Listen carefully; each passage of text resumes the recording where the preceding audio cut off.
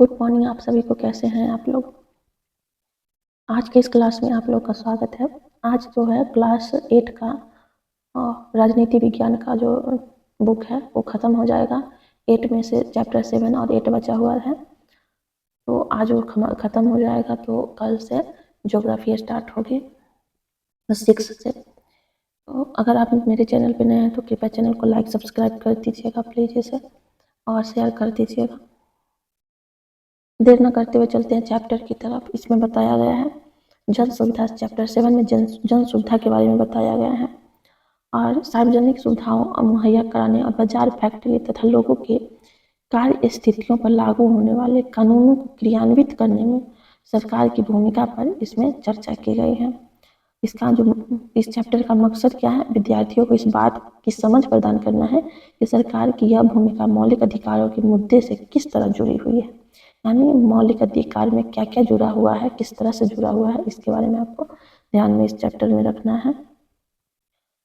तो साथ ही आपको बता दें, यह महत्वपूर्ण बात है कि विद्यार्थी इस बात को अच्छी तरह समझ ले कि जन सुविधाओं का मतलब क्या होता है और ये सुविधाएं मुहैया कराने और उनकी जिम्मेदारी उठाने में सरकार की अहम भूमिका निभाने की क्यों जरूरी होती है। इस चैप्टर में ये इसके बारे में बताया गया है। तो मैं की पॉइंट लेकर के आई हूँ। इसमें आपको बताया गया है आर्टिकल अनुच्छेद 21 में पानी पीने के अधिकार को जीवन का अधिकार का हिस्सा माना जाता है, यानी पानी पीने का अधिकार 21 में जीवन के अधिकार में इसे भी ऐड किया गया है। पानी की तरह कुछ अन्य सुविधाएं हैं जिनका हर व्यक्ति के लिए इंतजाम किया जाना चाहिए, जैसे बिजली हो, सार्वजनिक परिवहन, विद्यालय, कॉलेज भी अनिवार्य चीज़ें हैं। इन सब का जो उपलब्ध कराता है पब्लिक के लिए, उन्हें ही जन सुविधा के नाम से जाना जाता है। भारतीय संविधान में 6 से 14 वर्ष के सभी बच्चों के लिए शिक्षा का अधिकार का गारंटी देता है। जन सुविधाओं का संबंध लोगों की मूलभूत सुविधाओं से है। तो ये आपको ध्यान में रखना है कि जन सुविधाओं का संबंध किस सुविधा से, तो जो मूलभूत सुविधा है, जो हमारा बेसिक है सुविधा, उससे जन सुविधा का संबंध है।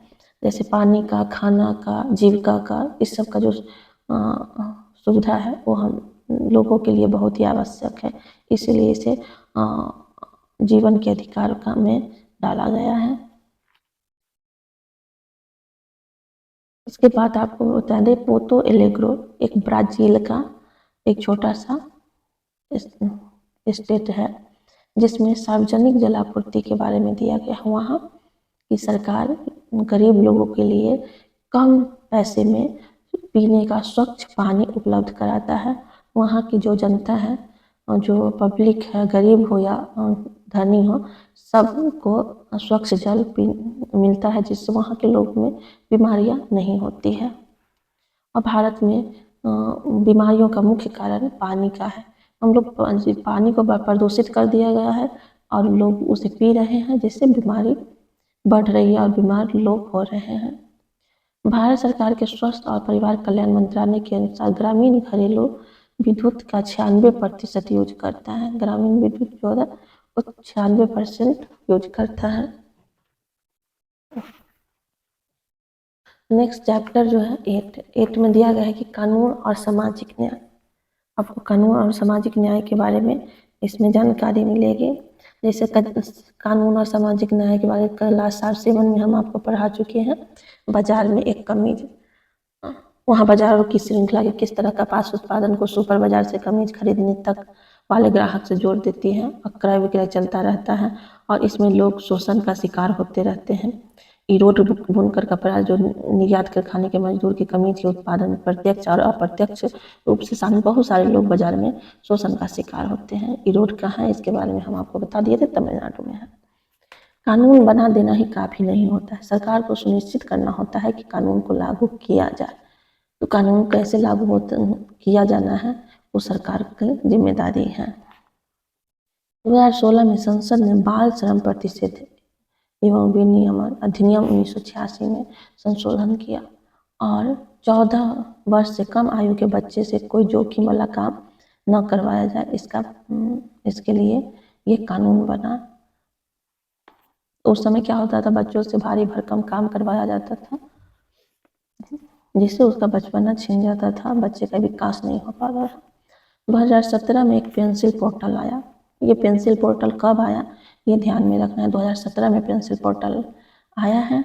यह पोर्टल जो है शिकायतें दर्ज कराने, चाइल्ड ट्रेंडिंग तथा राष्ट्रीय बाल श्रम परियोजना के कार्यान्वयन एवं मॉनिटरिंग करता है।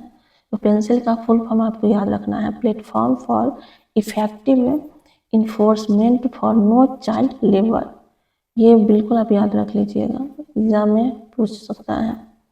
यह पोर्टल क्या दर्ज करता है, चाइल्ड ट्रेडिंग तथा राष्ट्रीय बाल श्रम परियोजना की कार्यान्वयन एवं मॉनिटरिंग करता है। फिर हो जाता है भोपाल गैस त्रासदी। 2 दिसंबर 1984 को रात में भोपाल में यूनियन कार्बाइड नामक अमेरिकी कंपनी का कारखाना में मिथाइल आइसोसाइनेट गैस रिसने लगा था। और ये जो गैस जो रिसने लगा था जिससे 8000 से अधिक लोगों की मौत हो गई थी।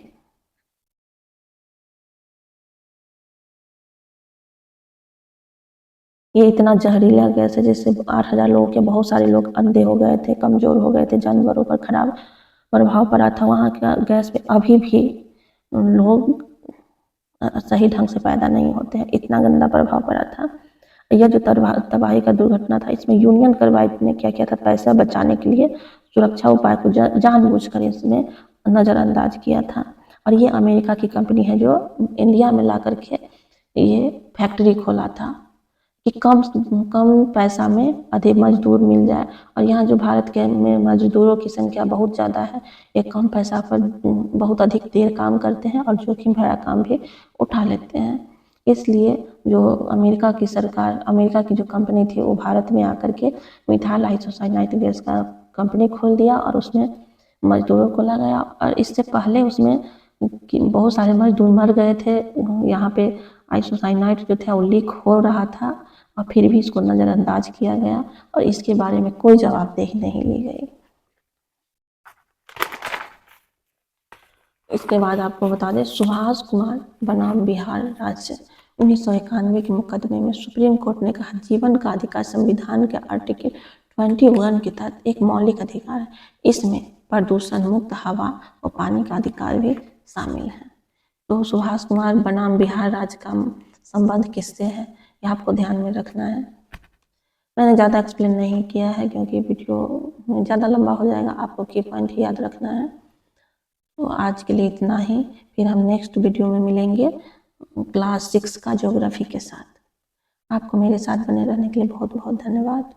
इसी तरह आप बने रहें और सपोर्ट करें और वीडियो को ज़्यादा से ज़्यादा सब्सक्राइब करें और लाइक करें। धन्यवाद।